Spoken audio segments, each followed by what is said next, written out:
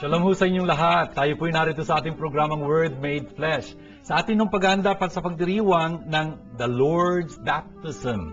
Yun ang pagbibinyag sa ating Panginoon. Napakadakila hong kapistahan ito at isa pong pagdiriwang na mayroong kaugnayan din sa atin. Bininyagan ho si Hesus, ibig kong sabihin, umpisa ho ito ng kanyang pag-ako, ng kanyang misyon na maging anak ng Diyos at Mesyas na magdurusa. At pangangatawanan niya ho yun sa buong buhay niya at nagiging magandang halimbawa ho sa atin. Brothers and sisters, pinapaalala ho din ito sa atin ang ating binyag. Napakadakilang pangyayari sa ating mga buhay kung saan naging mga anak tayo ng Diyos, mahal na mahal niya. Mga kapatid, kaibigan ng Diyos, anak si Hesus, at mga templong buhay ng Espiritu Santo, ang laki yung karangalan nito. Alam niyo ba kung kailan kayo bininyagan? Maganda hong tanong yun, kasi pinagdiriwang natin ang mga birthdays natin, di ba? Yung home birthday natin sa buhay na ito, buhay lang ating katawan. Pero patay pang ating kaluluwa. Sa binyag ho, buhay na buhay tayo kung kaya it calls for a celebration. Sana ho mga magulang, makita niyo yung partida bautismo ng inyong mga anak at maipagdiwang yung binyag ng inyong mga anak. Dapat ho magpasalamat tayo para sa Panginoon doon. Kung kaya, ito na naman ho ang ating programang Word Made Flesh. Tiyak ko kung marami kayong mapupulot dito, kaya binabati ko kayo mga magulang, mga anak, mga kasambahay, lalo na yung mga karamdamang pinapasan. Alay niyo ho ito para sa ating programa. At kayong mga kapatid ko sa kaparian, sinasaluduhan ko kayo sa inyong ginagawa. At ang mga diakono, religyosa, mga seminarista, katikista, nagpapalagalan ng salita ng Diyos, sama-sama ho tayo dito sa programang ito. Sana kapulutan ninyo ng inyong magagamit sa paglilingkod sa Panginoon sa kanyang bayan. Shalom ho sa inyong lahat.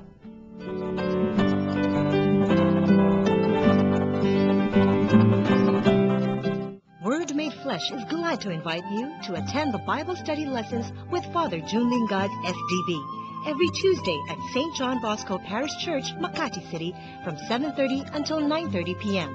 At Quiapo Church every Wednesday from 7:30 to 9 o'clock p.m. And every second and fourth Thursday of the month at VMI School Ayala Alabang from 7:30 to 9:30 p.m. Ang Word Made Flesh ay masayang nakikibahagi at malugod na sumusuporta sa pondo ng Pinoy.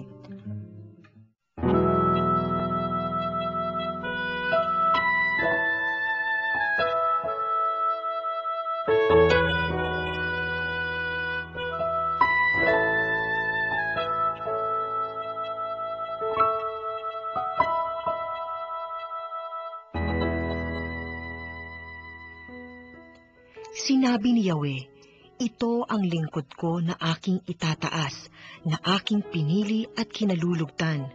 Ibubuhos ko sa kanya ang aking espiritu, at sa mga bansa ay siya ang magpapairal ng katarungan.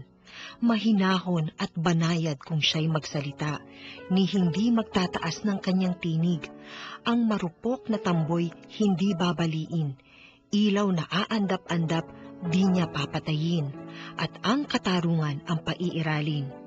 Di siya mawawala ng pag-asa, ni masisiraan ng loob. Paghahariin niya ang katarungan sa daigdig. Ang mga bansa sa malayo ay buong pananabik na maghihintay sa kanyang mga turo. Akong si Yahweh tumawag sa iyo, binigyan kita ng kapangyarihan upang pairalin ang katarungan sa daigdig. Sa pamamagitan mo ay gagawa ako ng pakikipagtipan sa lahat ng tao at magdadala ng liwanag sa lahat ng bansa. Ikaw ang magpapadilat sa mga bulag at magpapalaya sa mga bilanggo ng kadiliman. Sa ating pagdiriwang ng pagbibinyag sa Panginoon, the baptism of the Lord, ang unang po nating pagbasa ay hango kay Isaías, chapter 42. Na tumutukoy sa lingkod ng Panginoon. Here is my servant whom I uphold, my chosen one, with whom I'm well pleased. Brothers and sisters, napakahalaga ho nitong unang talatang ito ng chapter 42. Ito po yung maririnig ni Hesus sa sandali ng kanyang pagbibinyag tulad ng matutunghayan natin sa Ebanghelyo. Ano nga ba itong Isaiah chapter 42 na ito? Brothers, sisters, ito ho yung una sa apat na mga awit ng lingkod ni Yahweh. There are 4 songs composed by Isaiah na tumutukoy ho doon sa lingkod, the servant of Yahweh. Eved Yahweh, the servant of Yahweh. Sino nga ba itong servant na ito? Medyo halo-halo ho yung larawan nito. Kuminsan ho, isa siyang komunidad, a community, a plurality. Kuminsan naman, iisa lang siya, Ano nga ba siya? Mahiwaga ho itong personaheng ito ng servant, itong servant na ito. Pero all in all, itong servant na ito, ang magiging paraan ng panumbalik ng bayan ng Diyos sa kanilang Panginoon. At magagawa ho yun ng servant na ito, nitong lingkod na ito ni Yahweh, sa magitan ng kanyang pagdurusa. At yun ang magiging paraan ng nakalulugdan siya ng Diyos, na handa siyang dumaan sa pagdurusa para matupad niya lang ang kalooban ng Diyos at sa ganung paraan mapanumbalik niya ang bayan ng Diyos sa kanilang Panginoon. Kung kaya ngayon, pinapahiwating siya ngayon dito, ini-introduce siya sa chapter 42 verse 1, ito ang aking lingkod, na aking talagang tinatanghal, siyang aking pinili, siyang lubos kong kinalulugdan. Tapos ano itong katangian itong lingkod na ito? Sa kanya ho ibubuhos ng Diyos ang kanyang espiritu. Yung espiritu hong yun sa Biblia ay espiritu ng kapangyarihan ng Panginoon. Talagang magagawa ng Diyos ang lahat ng bagay dahil dito sa espiritong ito. Tingnan nyo, sa umpisang-umpisa ho ng Biblia, dun sa kabila ng kadiliman doon, kawalan ng forma, talagang kaguluhan, magkakaroon ng kaayusan, ng liwanag ng mga sanlilikha nung nagsalita ang Panginoon. Bakit? Kasi umaali-aligid noon ang kanyang espiritu sa ibabaw ng mga tubig. That's it. The first moment the Spirit of God is mentioned, that the beauty of creation will come out. Yun yung spirit na yun ng Diyos na talagang lilikha, na talagang makapangyarihan, yun ho ang ibubuhos ng Diyos dito sa lingkod niyang ito. Upon whom I have put my spirit. Kung kaya nga, anong gagawin niya? He will bring forth justice to the nations. Yun ang gagawin itong lingkod na ito. Panunumbalikin niya ang katarungan sa lahat ng mga bayan. Napakahalaga pong intindihin nung salitang katarungan. Justice. At tandaan ho natin, justice sa scriptures is connected with the covenant. Yun yung pagiging makatarungan, pagiging matuwid, pagiging how do you say, just, upright, righteous.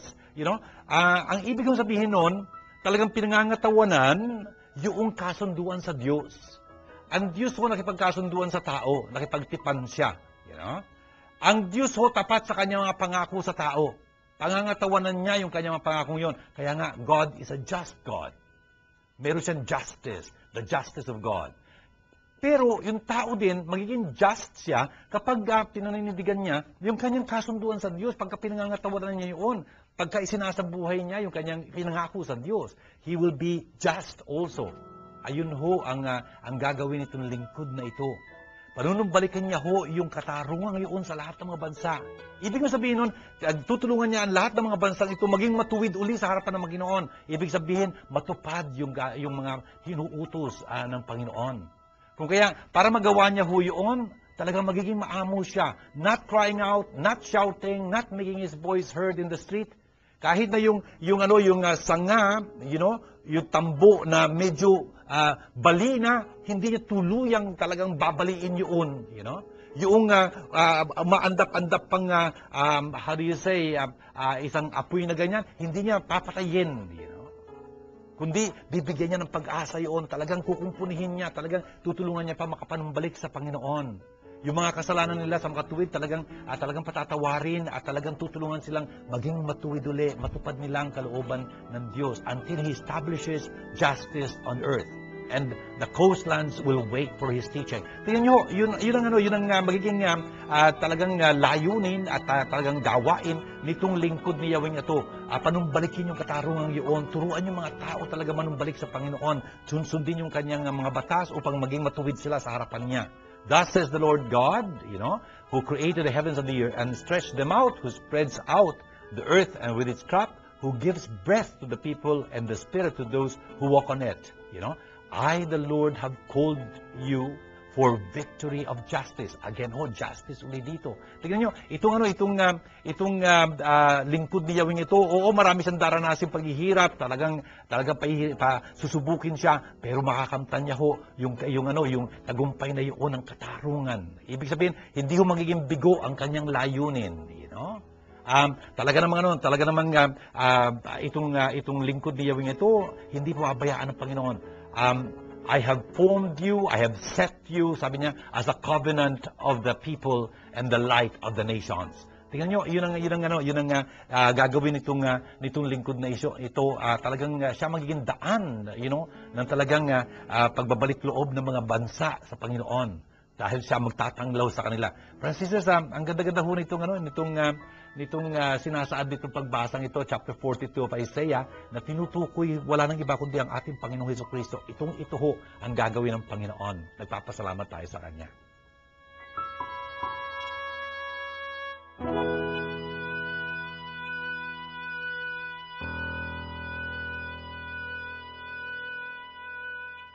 Come join us in praising and thanking God for His love and mercy. Word Made Flesh invites you to a prayer meeting every fourth Friday of the month at the Chapel of the Blessed Eucharist at the back of the main church of St. John Bosco Parish, Pasay Road, Makati City, from 7 o'clock to 9 o'clock p.m. For details, please contact Tess Di Maculangan at 0918-929-0984 or 892-1858.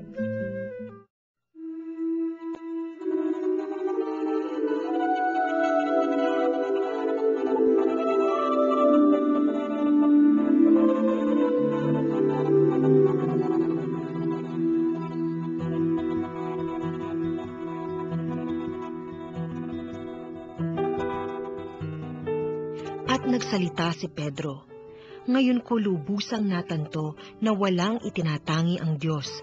Nalulugod siya sa sino mang may takot sa Kanya at gumagawa ng matuwid kahit saang bansa. Ibinigay ng Diyos ang Kanyang salita sa mga Israelita. Sa kanila niya ipinahayag ang mabuting balita tungkol sa pakikipagkasundo sa pamamagitan ni Hesukristo. Ngunit siya'y Panginoon ng lahat. Alam ninyo ang nangyari sa buong Judea na nagsimula sa Galilea nang mangaral si Juan tungkol sa bautismo. Ang sinasabi ko'y tungkol kay Hesus na taga Nazaret. Ipinagkaloob sa kanya ng Diyos ang Espiritu Santo at ang kapangyarihan bilang katunayan na siya nga ang hinirang. Sapagkat sumasa kanya ang Diyos, saan man siya pumaroon ay gumagawa siya ng kabutihan at nagpapagaling sa lahat ng pinahihirapan ng Diablo." Tingnan niyo po itong ating ikalawang pagbasa mula ho sa mga gawa ng mga apostoles. Gawa ng mga apostoles. Ito ho yung aklat, pagkatapos ng mga ebanghelyo, na nagsasaad kung anong isinakatuparan ng Diyos, na gawa ng Diyos sa pamamagitan ng mga apostoles. Ang Diyos ho ang talaga nagpakilos dito sa mga disipulong ito ni Jesus na ngayon mga apostoles na, sugo niya na. Mula sa mga taga-tuto, tututo mula kay Jesus, ngayon mga apostol na sila, sugo na sila ng Panginoon. At ilalathala ho dito sa aklat ng mga apostoles na ito, yung talagang nagawa ng Diyos sa pamamagitan nila. Yung pagpapalaganap kundi ng salita ng Diyos. Friends and sisters, dito sa ika-10 kabanatang ito, ang konteksto ho nito, tinawag ng Diyos si Pedro, Simon Pedro, upang magpunta ho doon sa isang Romano, isang kapitang Romano, ang pangalan niya Cornelio, si Cornelius. Doon ho sa Joppa.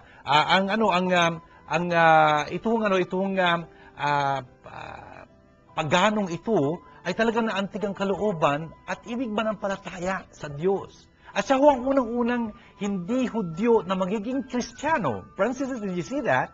Yun ho mga unang Kristiyano na mga Hudyo ho sila. Look at the apostles, the first apostles, Mga Hudyo sila na naging Kristiyano. Ito ho si Cornelio, hindi ho siya Hudyo. Isa ho siyang Romano na mga convert sa pananampalataya kay Kristo at si Pedro ho ang tatanggap sa kanya. At ito ho yung pangungusap ni Pedro dun sa okasyong yun ng pagkakabinyag ni Cornelio. Ang sasabihin niya, talaga namang kitang-kita, God shows no partiality. Hindi nagpapakita ang Diyos sa pagtatangi. Lahat talaga tinatanggap niya. Lahat ng bansa, whoever fears Him and acts uprightly is acceptable to Him. Tingnan niyo yun. Lahat po daw ng mga bansa, kung sila'y talagang mayroong takot sa Kanya, ibig sabihin pamintuho sa Kanya, pagmamahal sa Kanya, at talagang nang sisikap na kumilos ng matuwid, talagang katanggap-tanggap sila sa Panginoon. You know the word that He sent to the Israelites, proclaiming peace through Jesus Christ. Ang unang-una hong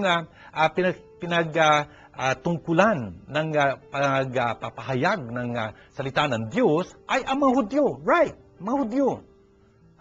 Bakit? Kasi yun ang ninais ni Hesus. Yun ang nalayon ng Diyos. Kaya yung una niya mga disipulo, pinapunta niya sa mga Hudyo muna. Wag sa mga Samaritano, wag sa mga kung sino mang hindi pa mga Hudyo.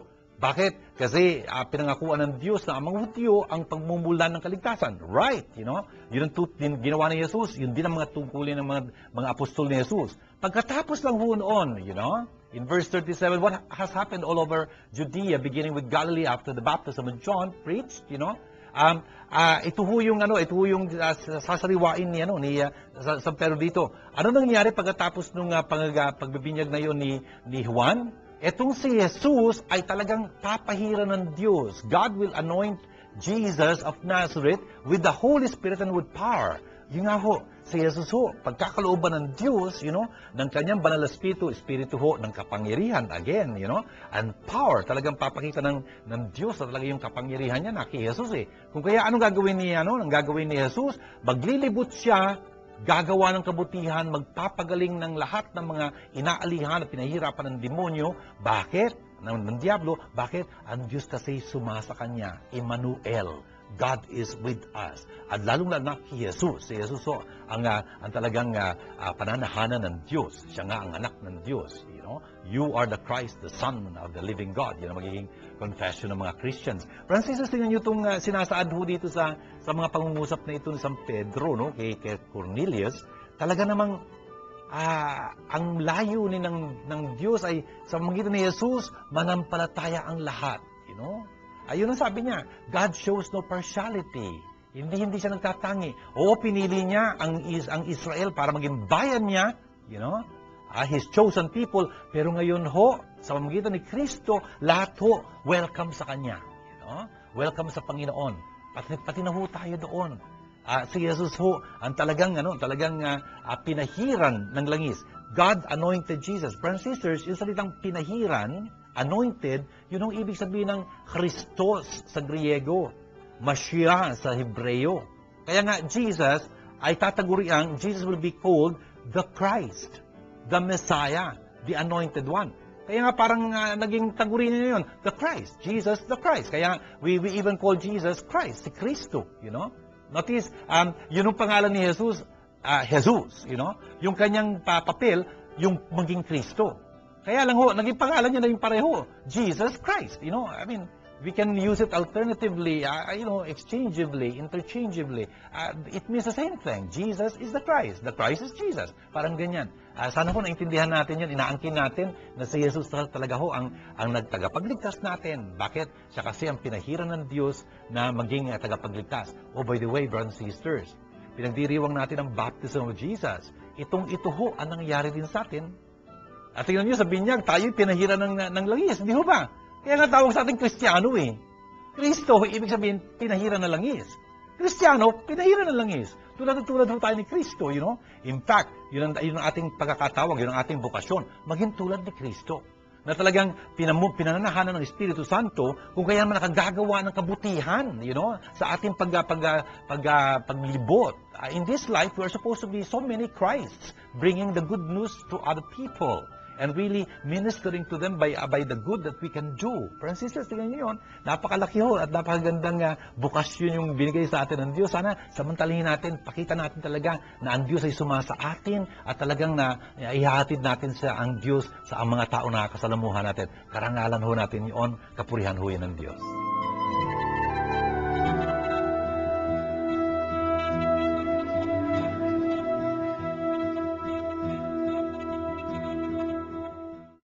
Shalom to you all. This is Father Unang LInggo, the Salesian of Don Bosco here at Word Made Flesh. I'm very happy to share with you the fact that God has seen us through 3 years in this programming. And if you feel you have been blessed in one way or another, do help us continue this program. Support us financially. And if you want to do that, please know that our Word Made Flesh Foundation Incorporated account in the Bank of Philippine Islands, current account, is numbered 0011165362. Our dollar account, FCDU, account number 0014151206, with a SWIFT address as BOPIPHMM.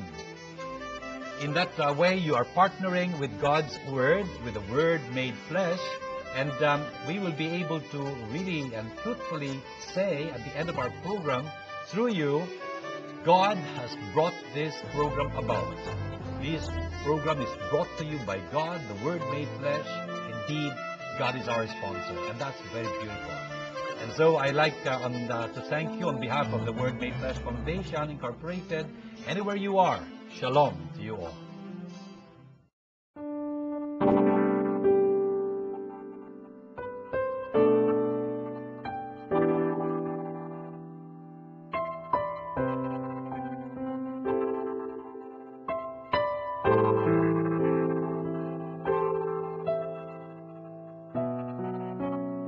Sumainyo ang Panginoon.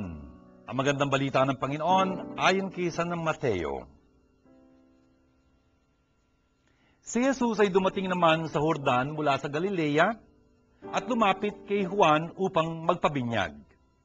Sinansala siya ni Juan ang wika, "Ako po ang kailangan magpabinyag sa inyo, at kayo pa ang lumalapit sa akin." Ngunit tinugon siya ni Hesus, "Hayaan mo na itong mangyari ngayon, sapagkat itong nararapat nating gawin upang matupad ang kalooban ng Diyos." At pumayag si Juan. Nang mabinyagan na si Hesus, umahon siya sa tubig. Nabuksan ang langit at nakita niya ang Espiritu ng Diyos bumababa sa kanya gaya ng isang kalapati. At isang tinig mula sa langit ang nagsabi, "Ito ang minamahal kong anak, na lubos kong kinalulugdan."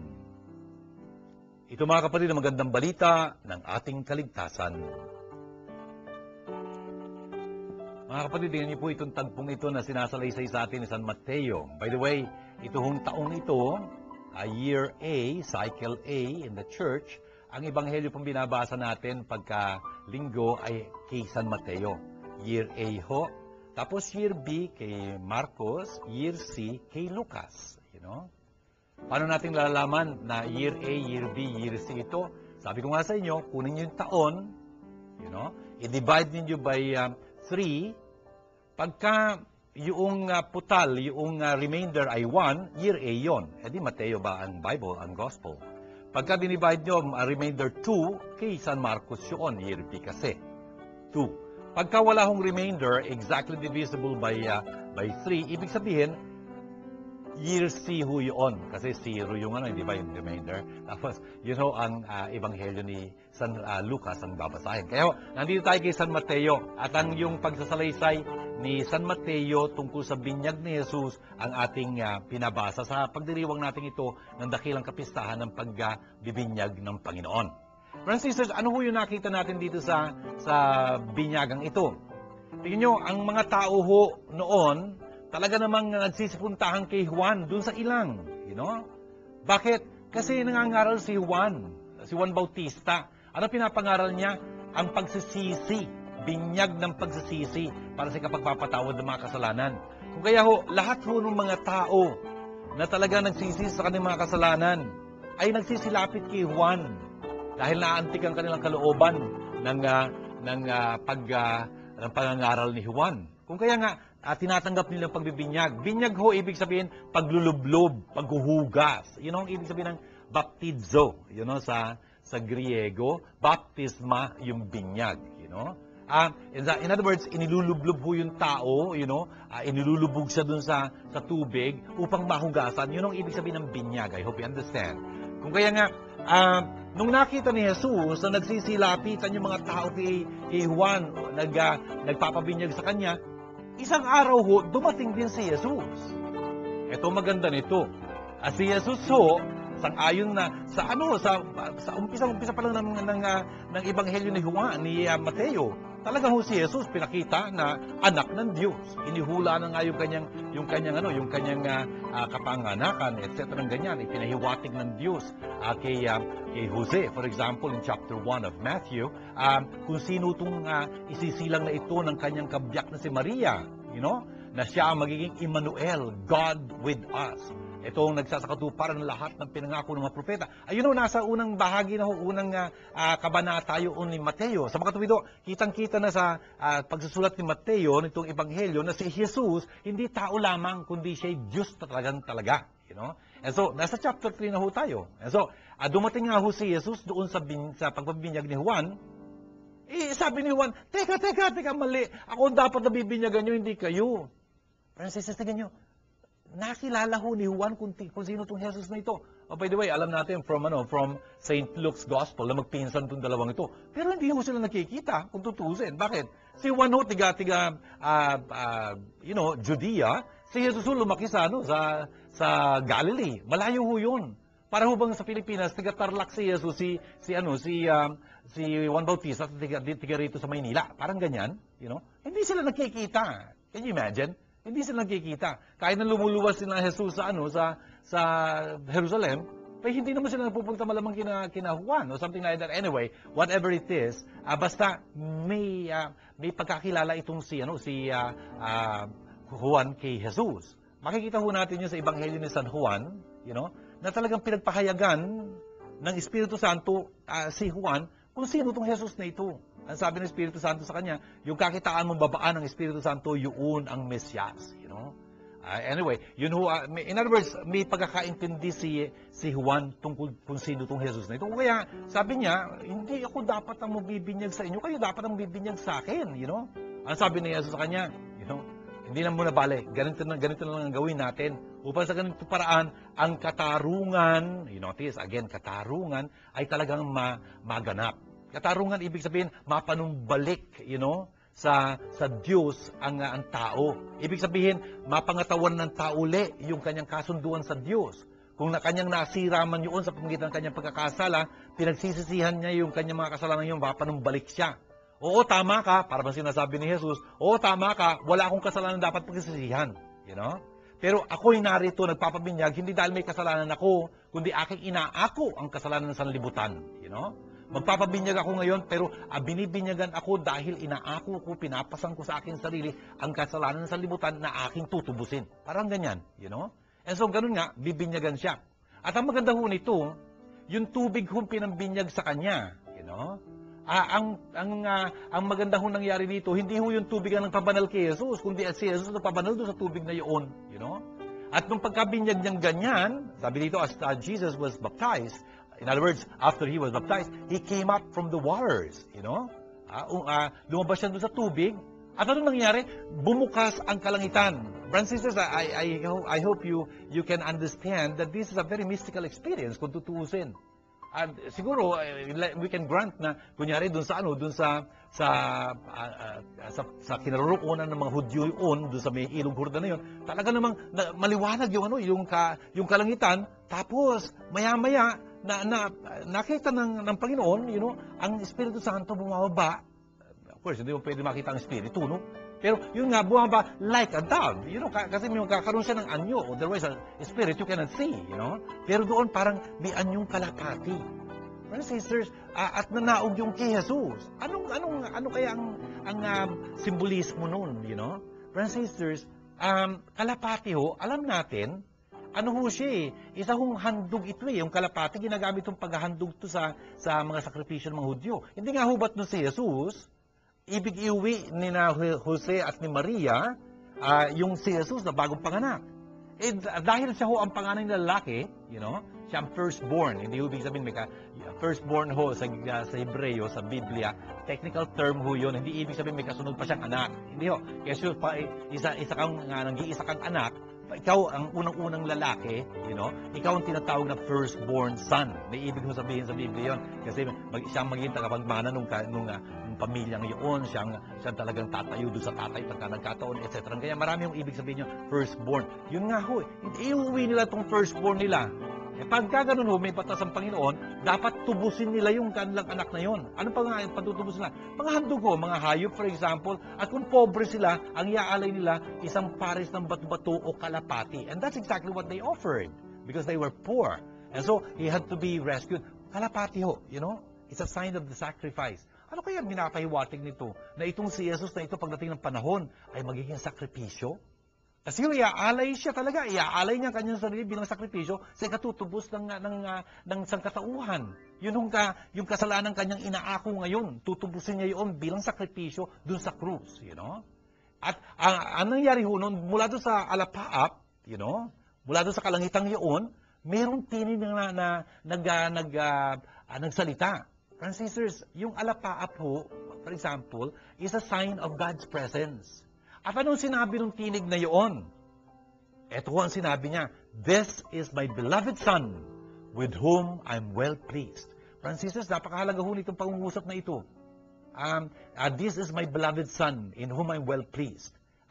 Brothers and sisters, yung unang katagang yun, "This is my beloved Son," that comes from Psalm, from the Psalm 2, verse 7. Brothers and sisters, nandun yun sa mga aklat ng mga awit, chapter 2, verse 7. "This is my beloved Son. You are my beloved Son. Today I've begotten you." Parang ganyan. Tapos yung "with whom I'm well pleased," ito yung narinig natin kanina sa unang pagbasa. Mula ho kay Isaías chapter 42, verse 1. "Here is my servant whom I uphold, my servant in whom I'm well pleased." Ito ho yun. Brothers and sisters, ano nangyari dito nung narinig ito ni Jesus? Uy, napakahalaga ho nangyari sa kanya. Meron dalawang bagay siyang naunawaang napaka-importante para sa kanyang maunawaan. Siguro sabihin niya sa akin, "Father, si Jesus anak ng Diyos, hindi ba?" Yes. Ba't siya may para pang may dapat maunawaan? Hindi niya ba naunawaan yun? Teka. Pagka pinag-uusapan ho si Jesus, hindi madaling pag-usapan si Jesus. Bakit? Kasi si Jesus ay Diyos na totoo at tao namang totoo.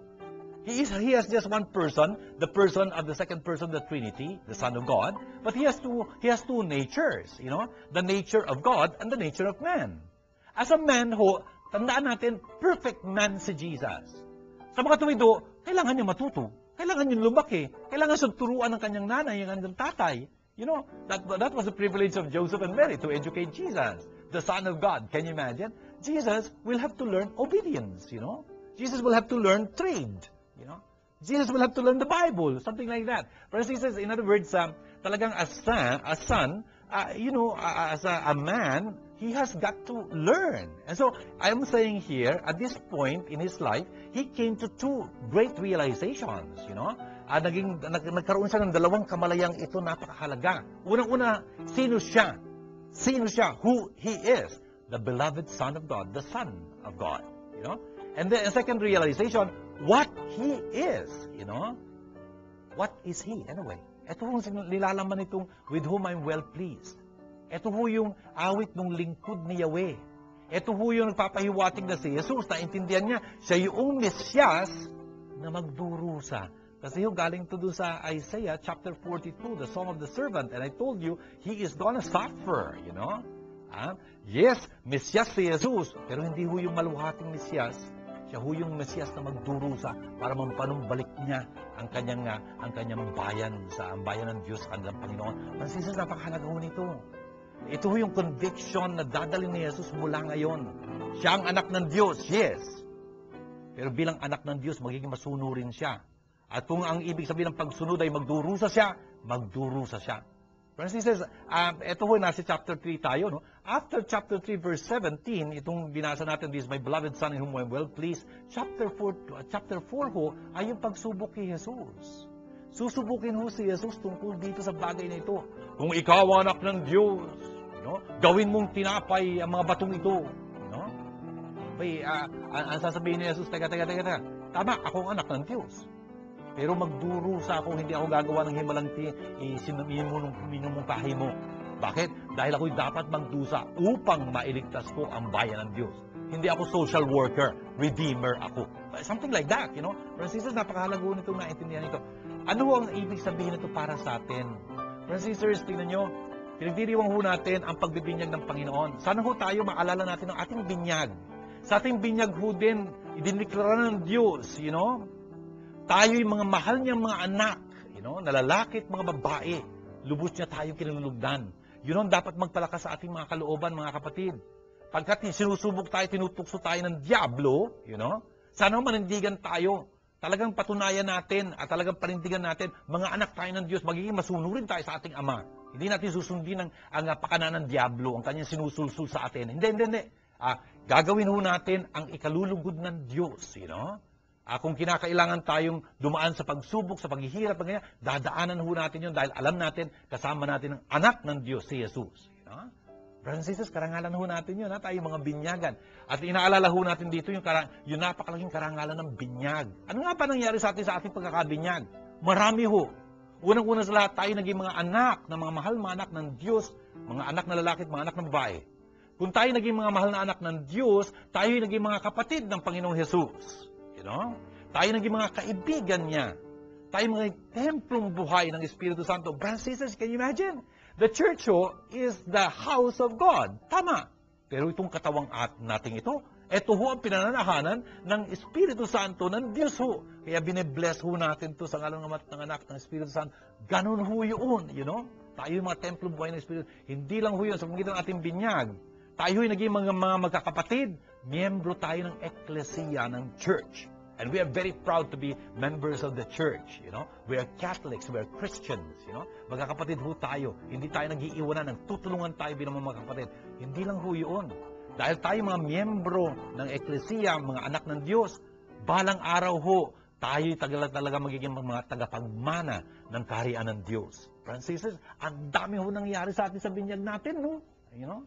Sana ho, maintindihan natin yon. At sana, tandaan natin, dahil tayo binyagan, tandaan ninyo, tayo dahil binyagan, tayo kinrusan noon ng krisma, naging Kristiyano tayo. Tayo ngayon ay mga pari, hari, propeta. You know? Pari, hari, propeta. You know? Pari, meron ho tayong karangalang magkapag-alay ng misa. Tingnan nyo, hindi kayo nanonood ng misa ang ipinagdiriwang ninyo. Ang sasabihin ng pare, manalangin kayo mga kapatid upang ang ating sakripisyo ay maging kalugod-lugod sa Diyos amang makapangyarihan. Tingnan nyo, mga pare ho tayo. May pakibahagi ho tayo sa general priesthood of Christ. Of course, Father June is a priest. I belong also to the hierarchical priesthood, pero katulad ninyo, I share in the general priesthood of Christ. You know?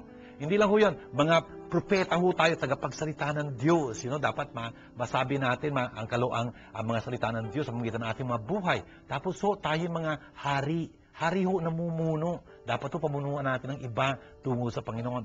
Ang yaman-yaman ho nitong pagbasang ito. Nagpapasalamat tayo sa Panginoon sa binyag na pinagkaloob niya sa atin.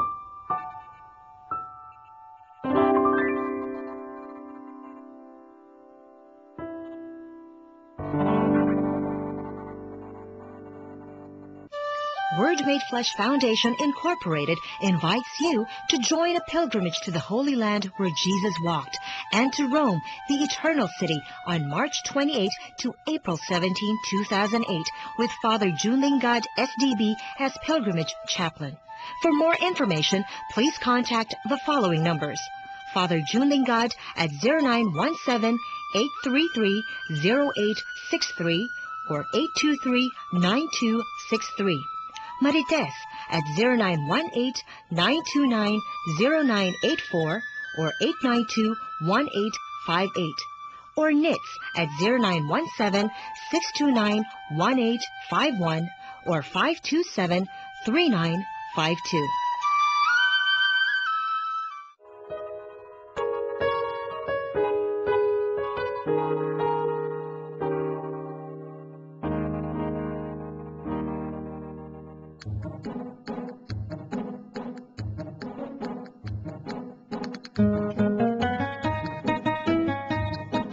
Father June, who is the first person born? Hi Aldous, thank you very much sa iyong tanong, who is the first person born? Medyo mabigat yung tanong mo, no ha? Of course, pagka pinunta natin ng Biblia at sa pagsalaysay nito, parang makikita natin unang mga tao naroon ay si Eva at si Adan. Yan ang istorya, no ha? The point is, hindi naman sila pinanganak kasi nilikha sila ng Diyos na ganun. No? Ang masasabi nating ipapanganak ay yung magiging unang anak nila. Sino ba yon? Si Cain, si Abel, something that way, no? Kung pag-uusapan naman natin yun sa mga tao yun, kung pag-uusapan naman natin yung person, naisip kong pwedeng isagot is if we go, kung pupunta tayo dun sa pagka-Diyos, you know, in the Godhead, nandun yung Ama, Anak, Espiritu Santo. The point is, yung first person, born, kung pwede natin gamitin yung born, si Jesus, Jesus, the Son of God, hindi pa si Jesus yun, the Son of God, will be begotten by the Father. Yun ang ginagamit nila pagka pinag-uusapan yun eh. And so, the first person that will be born of God in that Godhead will be the Son. Parang ganyan. Medyo mabigat tong usapan natin, Aldo, sa ewan ko, wala ka na siguro doon sa pinagsasabi ko, no? Siguro kung tao lang pag-usapan natin, yung first person born will be Cain. Okay? Father June, when was Jesus born? Thank you, Stephen, para sa iyong tanong, when was Jesus born? Kailan pinanganak si Jesus? Siguro kung ang petsa pag-uusapan natin, medyo hindi natin exactly alam kung ano yung petsa, no? Pero definitely, pinanganak si Jesus nung buhay pa si Herod the Great, yung si Herodes, yung hari ng mga Hudyo noon. And we know, si Herodes, umiral siya, yun nga, from yung kanyang pagiging hari from year 37 to 4 BC. You know? Kung kaya, doon yung petsa ni Jesus. Kung tatanong mo siguro, bakit Christmas yung pagdiriwang natin? You know? Kasi we celebrate the birth of Jesus on Christmas Day, di ba? And Christmas Day is always December 25. You know? Sana tandaan natin yung December 25 na yon. Kaugnay yun ng isang kapistahan pinagdiriwang ng mga pagano dun sa Roma. Yung pagkapanganakan, ang tawag nila, the birth of the Dies, the Sol Invictus, in other words. The Sol Invictus, the unconquered sun. Pinagdiriwang nila yon dun sa winter solstice. Yung petsa nun eh. Winter, pagka malapit na malapit yung sun dito sa lupang ito, etc. Tapos lalabas na naman siya, you know, kasi winter yan eh. Lalabas uli yung sun, ang tagal-tagal na nawala, you know. Kaya pinagdiriwang na yung paglabas na yun kasi umiinit uli and whatnot. Very beautiful celebration. Yung mga Kristiyano na naging, yung mga Pagano, Romano, na naging Kristiyano, wala na silang pagdiriwang. Kaya ginawa ng church yung araw na yun, na ipagdiwang doon sa araw na yun, yung birth ng Sol Justitiae, the Son of Justice.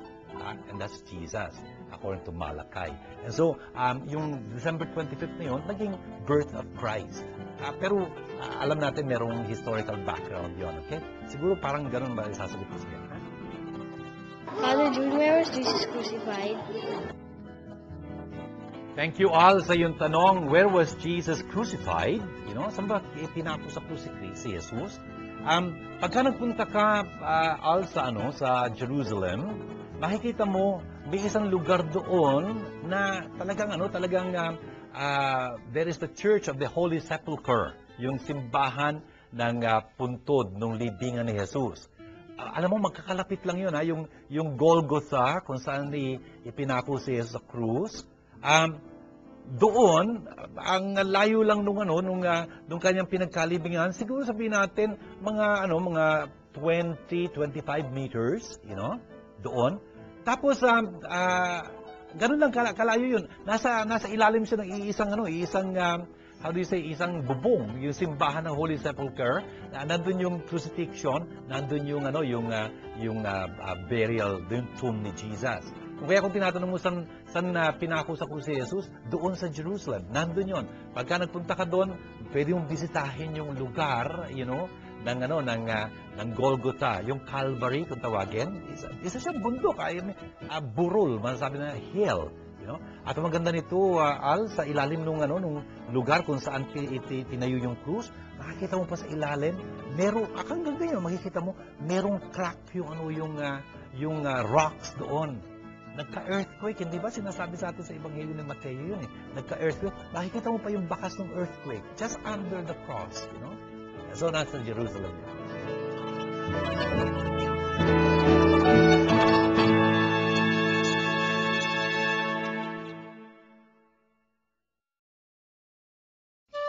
Word Made Flesh Foundation Incorporated invites you to join a pilgrimage to the Holy Land where Jesus walked and to Rome, the Eternal City, on March 28 to April 17, 2008 with Father Unang LInggo, SDB, as Pilgrimage Chaplain. For more information, please contact the following numbers. Father Unang LInggo at 0917-833-0863 or 823-9263. Marites at 0918-929-0984 or 892-1858. Or NITS at 0917-629-1851 or 527-3952.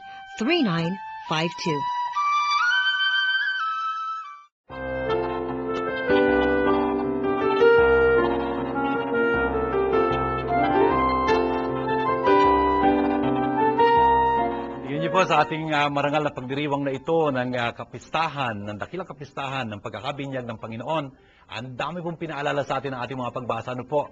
Yung pong unang pagbasa hango sa aklat ni Propeta Isaías, chapter 42, yung unang awit ng lingkod ni Yahweh. Naku, sinalungguhitan doon yung larawan nitong lingkod na ito na dapat magdusa, upang mapanumbalik niya ang bayan ng Diyos, upang maituwid niya uli yung relasyon ng tao sa Diyos upang talaga magkaroon ng katarungan once more yung tao sa harapan ng Diyos. At yun nga, itong servant of Yahweh na ito, itong lingkod ni Yahweh ito, talagang pananahan ng Espiritu ng Diyos. Siya'y magiging lingkod. At napakagandang bagay nun. Lingkod tulad ni Abraham, ni Moises, ni David, ng mga propeta. Lingkod silang Panginoon. It's a very beautiful title to be the servant, of God. Tapos, ayun, ang kanyang misyon talaga ipanumbalikin yung katarungan, yung magandang kaugnayan uli sa Diyos. Yun ho, ikalawang pagbasa natin, nakita natin na talagang ang Diyos walang pagtatangi. Lahat ho tayo binagkakalooban ng pagkakataong maligtas, maging bayan ng Diyos. At nangyayari nga ho yun sa ating pagkakabinyag. Ang ating ibig gunitain din dito sa paggunitaan natin ng pagkakabinyag ng Panginoon. Tayo rin ho bininyagan. Yun ho ang napakagandang aral nitong kapistahang ito. At pinapaalala sa atin na tayo binyagan din. Napakahalaga ho na magunitain natin yung ating binyag. Tapat ba tayo sa ating pagkakabinyag? Tulad ng si Hesus ay naging tapat sa Diyos sa kabila ng mga paghihirap ho. He is going to be the suffering servant of Yahweh.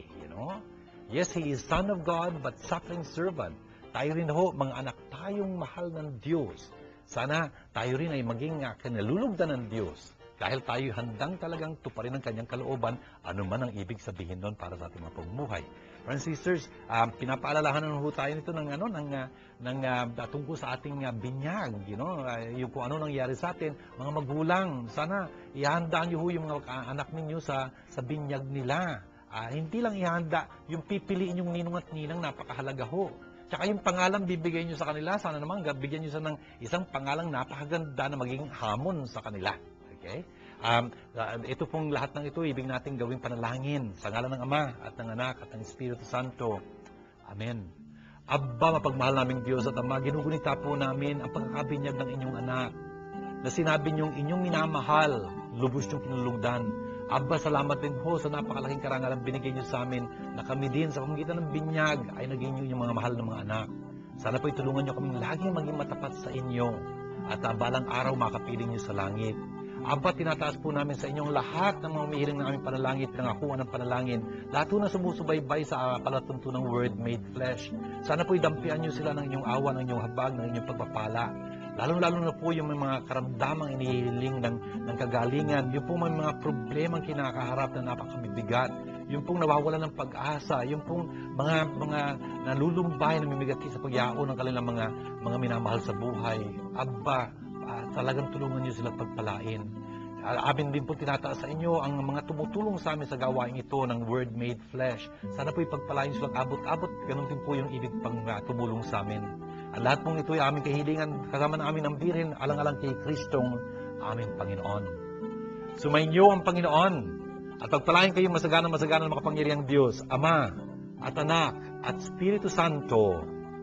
Amen. Ito po ang ating palatuntunang Word Made Flesh. Sana po naging sanhi ito ng pag-asa sa inyo, ng galak, ng pag-ibig, at ng lakas ng loob. Sana po ang kaalaman natin sa salita ng Diyos ay umuunlad at napapalapit tayo lalo sa Panginoon. Kung ganun ho, sana isulat nyo sa atin. Nandiyan ho ang text na cell number, nandiyan po ang email address, at sama-sama tayo magpuri sa Panginoon. Hanggang po sa susunod natin pagkikita, tayo po yung narito uli sa ating Word Made Flesh. Shalom sa inyong lahat.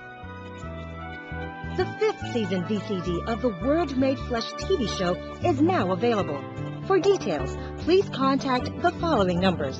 NITS at 0917-629-1851 or 527-3952 or Marites at 0918-929-0984 or 892-1858. This program is brought to you by God, the Word Made Flesh. Indeed, God is our sponsor.